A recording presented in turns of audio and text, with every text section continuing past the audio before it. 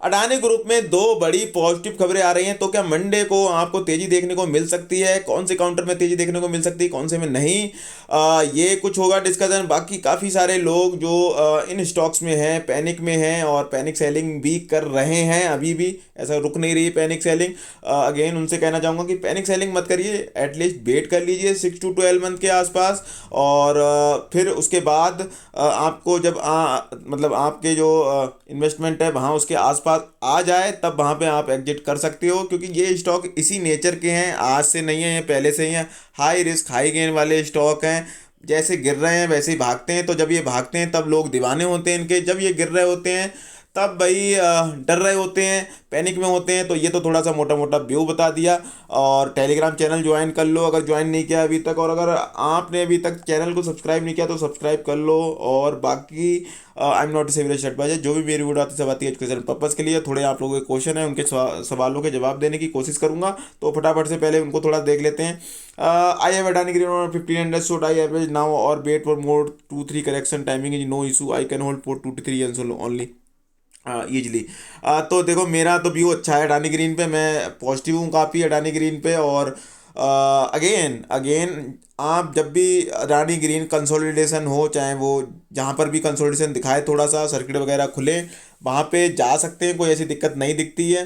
क्योंकि अब ये सपोर्ट वगैरह तो कोई काम कर नहीं रहे हैं। जिस तरीके से ये जो नेगेटिविटी फैली हुई है उसकी वजह से सपोर्ट वगैरह कुछ काम कर नहीं रहे हैं, तो उन पे तो जाने की ज़रूरत नहीं है।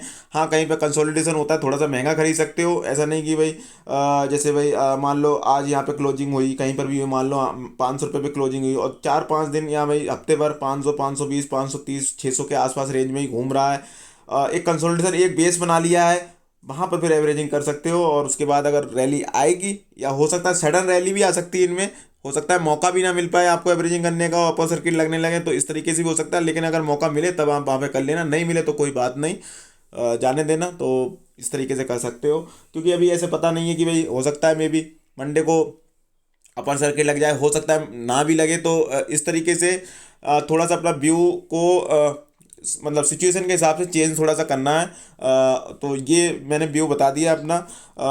मैं आपको जब से फॉलो कर रहा हूँ, जब से ट्रेडिंग स्टार्ट किया है मैंने, सर बस आपके एक बारी ट्रेडेड शेयर के बारे में बता दो सर। मेरी बाइंग बहुत हाई प्राइस पर कर ली है।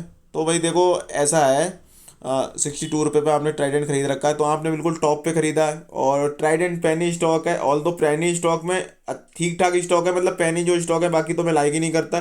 ट्राइडेंट थोड़ा ठीक ठाक है। थोड़े से मतलब अच्छा इनका जो स्कीम्स आई थी, PLI स्कीम, उनको काफ़ी बेनिफिट मिला था। 6 रुपये से ये चला गया था 50-60 रुपये विद इन 2 ईयर्स। तो टाइम करेक्शन चल रहा है, इसको मैं टाइम करेक्शन बोलूँगा। इस बार रिजल्ट बहुत ही खराब थे ट्राइडेंट के, तो टाइम करेक्शन चल रहा है, तो एटलीस्ट वेट कर सकते हैं 1 to 2 ईयर्स के आसपास में। मे भी मुझे लगता है 2-3 ईयर्स में आपके प्राइस के आसपास आ जाना चाहिए टाइम करेक्शन। ऐसा नहीं है कोई भी स्टॉक्स में टाइम करेक्शन ना होता हो। जैसे भाई एक स्टॉक है, ठीक है, मैंने आपको ट्राइडेंट ही चलो एक एग्जाम्पल ले ली, कोई भी XYG कोई सा भी स्टॉक है, ठीक है, उसने 5 साल में मान लो आपके 200% रिटर्न दिए हैं, ठीक है। तो क्या वो 200% ऐसे थोड़ा दिए हैं? मान लो उसने 2 साल में दे दिए कितने परसेंट, 300% के रिटर्न, ठीक है। 1 साल में फिर दे दिए 100%, मतलब एक नेगेटिव रिटर्न दे दिए, ठीक है, नीचे 100% के आसपास। फिर कंसोलिडेशन कर लिया, फिर थोड़े रिटर्न दे दिए, तो फिर जो ओवरऑल रिटर्न मिला के वो 200% होते हैं। और इसी तरीके से स्टॉक रिटर्न देते हैं। कभी कभार ऐसा नहीं होता कि हर साल 50-50% रिटर्न दे रहे हैं, मतलब होते हैं कंसिस्टेंट स्टॉक भी होते हैं भाई, कि भाई हर हर साल तो नहीं, मतलब ऐसा तो नहीं है। जैसे अभी बजाज फाइनेंस है, कंसिस्टेंट स्टॉक है, CAGR देखोगे तो उसका 40-50 का दिखेगा। बट अगेन वो भी अगर 2022-23 में देखोगे तो नेगेटिव में रिटर्न दिए। उससे पहले उसने 2012 या कोई सी वो थी सन जिसमें नेगेटिव रिटर्न दिए, बाई टू डेट में, ईयर टू डेट में, जो पिछली वाली साल निकली है, तो उसमें नेगेटिव रिटर्न दिए बजाज फाइनेंस ने। तो ऐसा चलता है। बाकी ऐसे ही लॉसेस बुक नहीं करना है, एटलीस्ट थोड़ा सा वेट कर लो, ठीक है। और बाकी वैसे मुझे तो ऐसा पसंद नहीं है लॉन्ग टर्म के रखने के लिए, क्योंकि आपको पता है लॉन्ग टर्म में मैं ब्लू चिप स्टॉक रखना पसंद करता हूँ। और बाकी इनमें शॉर्ट टर्म में जब भी ऐसे स्टॉक्स में जब भी कभी मौका मिलता है तो शॉर्ट टर्म में भी प्रॉफिट बुक करके और मतलब बुक कर लेता हूँ।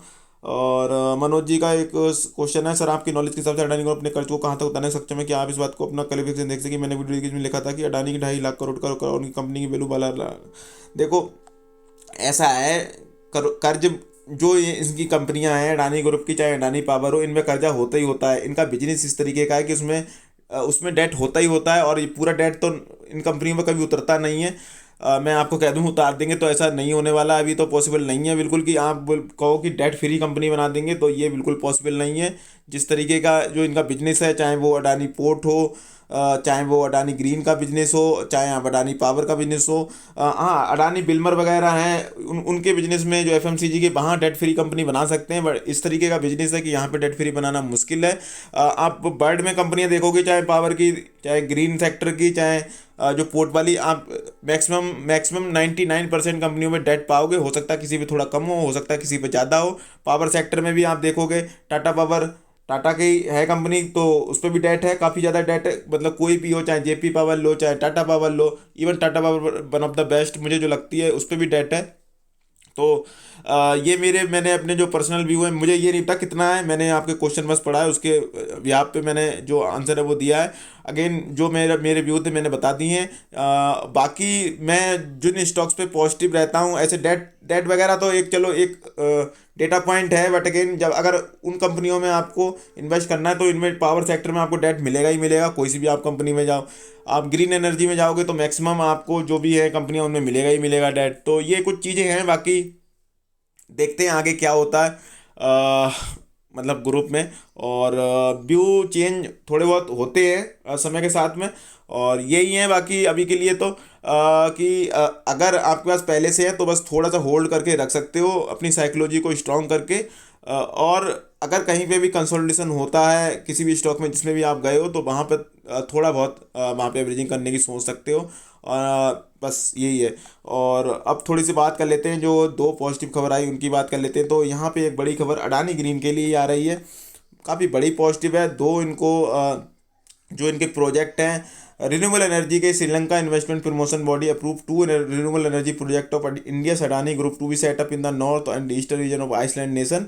तो ये एक बड़ी पॉजिटिव खबर है अडानी ग्रीन के लिए, और मे बी मंडे को मुझे लगता है कि तेज़ी देखने को मिलेगी। इसके अलावा एक गुड न्यूज़ है अडानी गैस के लिए भी। ये आप आर्टिकल मिलेगा, अब थमी गिरावट 80% कीमत गिरने के बाद अडानी ग्रुप के इस स्टॉक को मिली गुड न्यूज। तो इन आर्टिकल्स पे तो मैं नहीं जा रहा हूँ, मुझे न्यूज़ क्या है उसके बारे में थोड़ी सी बात कर लेते हैं। तो ये है कि भाई न्यूज़ ये है, हमारा में एक इनका एलएनजी टर्मिनल है, उसका भाई ऑपरेट मतलब वो उसका जो काम काज है वो जून में शुरू हो जाएगा। और इसमें थोड़ा सा देख लेते हैं क्या क्या सीन है। सीन यही है कि जो इनका एलएनजी कार्गो आ जाएगा, अप्रैल में पहुंचने की उम्मीद है, और 30 से 40 दिन के बाद, 45 दिन के बाद कमर्शियल ऑपरेशन शुरू हो जाएगा, कामकाज चालू हो जाएगा, और जून के बीच में ये शुरू हो सकता है। और 50 लाख टन क्षमता वाला एलएनजी टर्मिनल पहले 2021 में शुरू होना था, लेकिन थोड़ी देरी हो गई। और मोदी जी ने देश के एनर्जी मिक्स में नेचुरल गैस की हिस्सेदारी 6% सी थी, जो उसको बढ़ाकर कर दिया 15% बनाई है योजना। तो ये भी काफ़ी बढ़िया है। और इस टर्मिनल मतलब जो ये मतलब 15% को अचीव करने के लिए ये टर्मिनल काफ़ी इम्पोर्टेंट है, इम्पोर्टेंट माना जा रहा है। तो ये थोड़ी सी चीज़ें हैं। और बात कर लेते हैं थोड़ा सी काउंटर्स पे। अगेन आपको देखने को मिलेगा अडानी पावर में 2 दिन 4 दिन अपर सर्किट लगे, फिर लोअर सर्किट लग गए हैं। ट्रांसमिशन में भी लोअर सर्किट है। एटीजीएल में, अम्बुजा सीमेंट में, मैंने कहा कि सीमेंट सेक्टर में वो तो इसमें गिरावट तो इसीलिए आई एलिगेशन की वजह से। तो इसमें मुझे तो कोई ज़्यादा गिरावट दिखती नहीं है, कोई डायरेक्ट इसका इम्पैक्ट है नहीं उन चीज़ों से, ना कोई ज़्यादा डायरेक्ट मतलब था। सेम अडानी बिल्मर भी उसी तरीके जिस तरीके से आपको अम्बुजा सीमेंट है, ज़्यादा कुछ इसका भी लेना देना था नहीं। एक अडानी एंटरप्राइज था जहाँ पे वो जो एलिगेशन लगे थे, लेकिन बाकी ग्रुप के स्टॉक भी सारे धराशायी हो गए उसकी वजह से। मुझे लगता है मंडे को अगर कोई निगेटिव खबर नहीं आती तो रिवर्सल देखने को मिल सकता है। मे बी कभी कभी मैं गलत भी हो जाता हूँ। अडानी पावर में भी, अडानी गैस में भी, अडानी ट्रांसमिशन में भी मे बी लगता है कि रिवर्सल आ सकता है। और अडानी बिल्मर में तेज़ी देखने को मिल सकती है, अडानी एंटरप्राइजेज में भी देख सकती है, और एसीसी में भी दिख सकती है, अडानी ग्रीन में भी दिख सकती है इस खबर के बाद में। और अडानी पोर्ट में तो तेज़ी चल ही रही है, मतलब कंसोलिडेशन है तेज़ी, तो मुझे ऐसा लगता है।